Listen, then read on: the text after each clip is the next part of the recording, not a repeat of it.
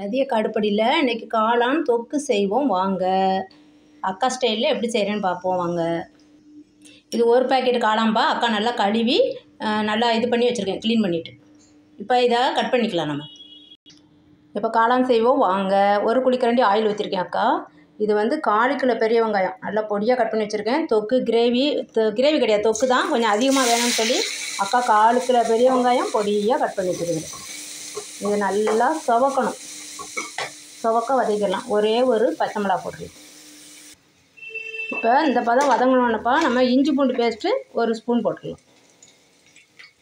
அப்புறமா சால்ட்டு, இதுக்கு எவ்வளோ தேவையோ சால்ட்டு அப்போ 1 ஸ்பூன் ஃபுல்லாக மீடியம் ஸ்பூனில் தான் தூள் உப்பு எடுத்து வச்சுருக்கிறேன். இதுவும் போட்டு நல்லா வதங்கிடும். இது கொஞ்சம் ஒரு நிமிஷம் இதை நல்லா வதக்கிடும். இப்போ இஞ்சி பூண்டு பேஸ்ட்டும் நல்லா வதங்கிருச்சு. இப்போ தக்காளி வந்து அக்கா மீடியம் சைஸில் 2 தக்காளி பொடியாக கட் பண்ணி வச்சுருக்கிறேன். அதுவும் வதக்கிடணும். இது கொஞ்சம் வதங்கணும்.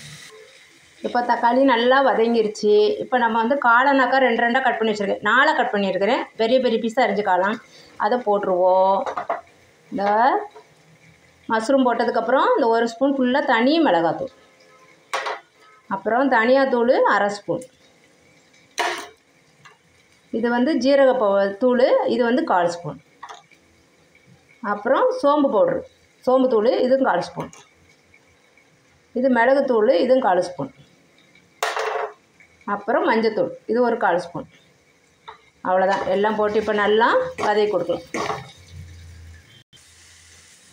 மஷ்ரூம் வந்து நம்மளுக்கு தண்ணி விடும், அதனால் நம்ம வந்து தண்ணி தெளிக்க வேணாம். இது பரட்டிக்கிட்டே இருந்தாலே நல்லா வேக ஆரம்பிச்சிடும்.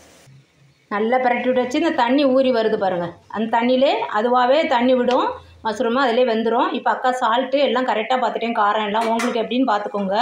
இது அப்படியே கொஞ்சம் ஒரு 20 செகண்ட் அப்படியே மூடி வைக்கலாம். ரொம்ப சிம்மில் வச்சுட்டு மூடி வச்சுட்டு அப்படியே விட்டுறாதீங்கப்பா. 20 செகண்டுக்கு ஒரு தடவை எடுத்து பரட்டி விடணும். இன்னும் இந்த பாருங்கள் நல்லா தண்ணி விட்டு வேகுது பாருங்கள். இன்னும் கொஞ்சம் காளான் வேகணும் நம்மளுக்கு. அதனால் இப்போ 20 செகண்ட் ஆச்சு. அக்கா ஒரு தடவை பரட்டி விட்டுக்கிறேன். இந்த பாருங்கள் கீழே அடியெலாம் பிடிக்கல பாருங்கள். நல்லா சிம்மில் வச்சுருங்க. தண்ணி ஊற ஊற அந்த காளான் கொஞ்சம் நல்லா மஷ்ரூம் கொஞ்சம் வேகட்டும். இப்போ இன்னொரு 20 செகண்ட். இப்போ 20 செகண்ட் ஆயிடுச்சு. இப்போ ஒரு தடவை நம்ம பரட்டி விட்டுக்கலாம். நல்லா வெந்து வருது. காளான் வந்து நம்ம கட் பண்ணும்போது கட் ஆச்சுன்னா அந்த கட் ஆயிடுச்சு. கட் ஆச்சுன்னா காளான் வெந்துருச்சுன்னு அர்த்தம்.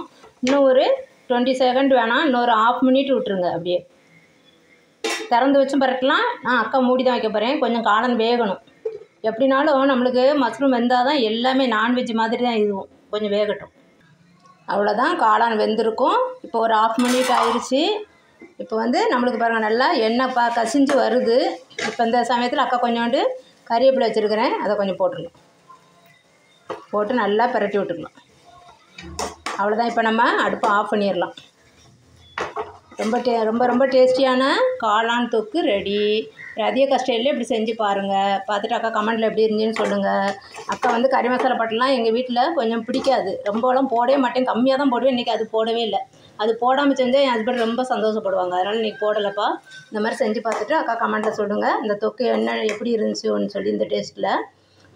தேங்க்யூ. மஷ்ரூம் தொக்கு 3 மினிட்டில் ரெடி பண்ணிடலாம். தேங்க்யூ.